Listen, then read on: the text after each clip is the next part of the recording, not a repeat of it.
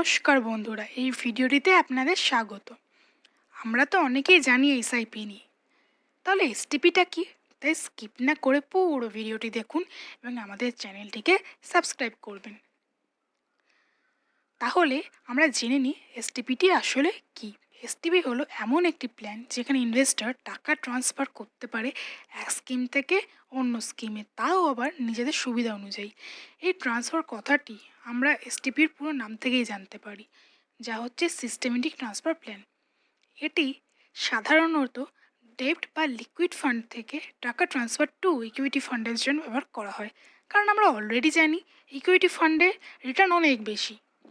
তাহলে এবার জেনে নেওয়া যাক এসটিপি কীভাবে কাজ করে। ধরুন আপনি 1,20,000 টাকা ইকুইটি ফান্ডে ইনভেস্ট করতে চাইছেন। তো সেই ক্ষেত্রে আপনি ইকুইটি ফান্ডে বললেন আপনি 1,20,000 টাকা ইনভেস্ট করতে চান, কিন্তু একেবারে পুরো টাকাটি ট্রান্সফার করতে চান না। সেক্ষেত্রে এই প্ল্যানটি উপযুক্ত। বা ধরুন মার্কেট যখন আপ, তখন মিস্টার মণ্ডল ভাবছেন সেখানে একটা কারেকশন হতে পারে, তো তিনি প্রথমে 1,20,000 টাকা মানি ইউটিআই ডিপ্ট ফান্ডে ইনভেস্ট করলেন ও সেখান থেকে 10,000 টাকা করে এসটিপি চালু করলেন ডিপ্ট ফান্ড থেকে ইকুইটি ফান্ডে। তো এইভাবে মিস্টার মণ্ডল তার পুরো টাকা একেবারে বিনিয়োগ না করে অল্প অল্প করে ইকুইটি ফান্ডে ইনভেস্ট করলেন এসটিপির মাধ্যমে। তাহলে এবার জেনে নেওয়া যাক কখন এসটিপি করা উচিত। যখন কোনো ব্যক্তি অনেকটা টাকা একসাথে পান, প্রমোশন, রিটায়ারমেন্ট বা প্রপার্টি বিক্রির দ্বারা, সেক্ষেত্রে তিনি যদি সেই টাকাটি মিউচুয়াল ফান্ডে কাটাতে চান, সেক্ষেত্রে এসটিপি হচ্ছে একটি উপযুক্ত প্ল্যান, যেখানে তিনি অল্প অল্প করে টাকা সিস্টেমেটিক্যালি ডেপ্ট ফান্ড থেকে ইকুইটি ফান্ডে টাকা ট্রান্সফার করতে পারেন, তাও আবার সেই ব্যক্তির ইচ্ছে মতো। অথবা যারা লামসামের মাধ্যমে ইকুইটি ইনভেস্টমেন্ট করতে চান, সেক্ষেত্রে এসটিপি উপযুক্ত। এছাড়া কেউ যদি টাকার মার্কেট আপ ডাউন করার জন্য ইনভেস্ট করতে ভয় পাচ্ছেন, সেই ক্ষেত্রে কোনো ফিক্সড টাকা সিস্টেমেটিক্যালি ইকুইটি ফান্ডে ট্রান্সফার করা যেতে পারে সেই ব্যক্তির ইচ্ছে মতো, যাকে আমরা বলে থাকি এসটিপি। কি সুন্দর ব্যাপার, তাই না? তো চলুন এবার আমরা জেনে নিই এসটিপির প্রকারভেদ নিয়ে। এসটিপি মূলত 3 প্রকার। তারা হলো fixed STP, capital appreciation STP এবং ফ্লেক্স এসটিপি। তাহলে ফিক্সড এসটিপিটা কি?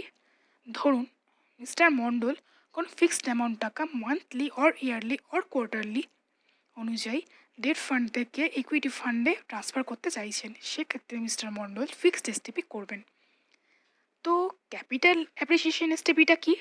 ধরুন মিস্টার বিশ্বাস পুরো অ্যামাউন্ট না ইনভেস্ট করে বা মূলধন না ইউজ করে বাড়তি যে টাকাটি তিনি ডেট ফান্ডের গ্রোথে পাচ্ছেন, সেই টাকাটি ইনভেস্ট করতে চান ইকুইটি ফান্ডে, সেক্ষেত্রে এই প্রকারভেদ উপযুক্ত। এছাড়া উল্টো হতে পারে, যদি তিনি চান ইকুইটি ফান্ডের গ্রোথের টাকাটি ডেট ফান্ডে ট্রান্সফার করতে, সেক্ষেত্রে এটি ব্যবহার করা যেতে পারে। এটির মাধ্যমে ডেপ্ট বা ইকুইটি ফান্ড উভয় থেকে ইনকাম করা যেতে পারে। তাহলে ফ্লেক্স এসটিপিটা কী? চলুন জেনে নিই।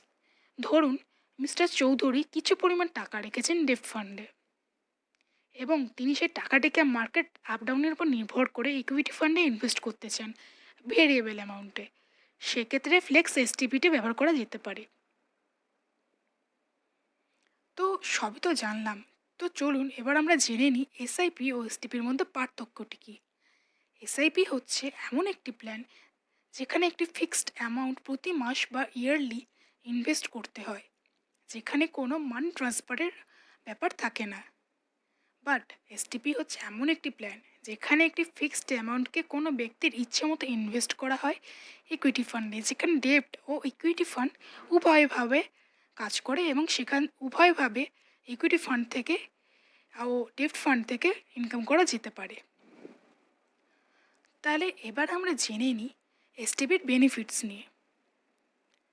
ধরুন কোনো ব্যক্তি যদি ডেপ্ট ফান্ডে ইনভেস্ট করেন, পরে ইকুইটি ফান্ডে ইনভেস্ট করেন, সেক্ষেত্রে ডেপ্ট ফান্ড থেকে রিটার্নের স্থিরতা পায় এবং ইকুইটি ফান্ড থেকে হায়ার রিটার্ন পেয়ে থাকে। এছাড়া এসটিপি পোর্টফোলিও রিব্যালেন্সিংয়েও কাজে লাগে। ধরুন আপনি ডেপ্ট পোর্শন বাড়াতে চান, সেক্ষেত্রে এসটিপি এর মাধ্যমে করা যেতে পারে, কিংবা ইকুইটি পোর্শন বাড়াতে চান, সেটাও এসটিপির মাধ্যমে করা যেতে পারে, বিশেষত ফ্লেক্স এসটিপির মাধ্যমে। বা ধরুন কোনো ব্যক্তি লার্জ অ্যামাউন্টের টাকা ইনভেস্ট করেছেন, কিন্তু সে ব্যক্তি রিটায়ারমেন্টের আগে মার্কেট আপ ডাউনের কারণে চিন্তায় পড়ে যান তার টাকা নিয়ে। সেই ক্ষেত্রে সেই ব্যক্তির কিছু টাকা বা সম্পূর্ণ টাকাটি আবার ডেট ফান্ডে ট্রান্সফার করা যেতে পারে এসটিপি এর মাধ্যমে, যার মাধ্যমে তিনি চিন্তামুক্ত ও ভয়মুক্ত হতে পারছেন, কারণ ডেট ফান্ডে সেরকম কোনো রিস্ক নেই বললেই চলে। আশা করি আপনারা বুঝতে পেরেছেন এসটিপি আসলে কি। যদি কোনো কনফিউশন থাকে আমাদের ফোন নাম্বার ও ইমেল আইডি এর মাধ্যমে যোগাযোগ করুন, কিংবা কমেন্ট সেকশনে কমেন্ট করুন। আমরা চেষ্টা করব কমেন্টের উপযুক্ত অ্যান্সার দিতে।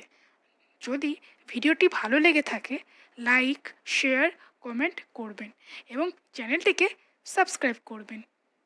ধন্যবাদ।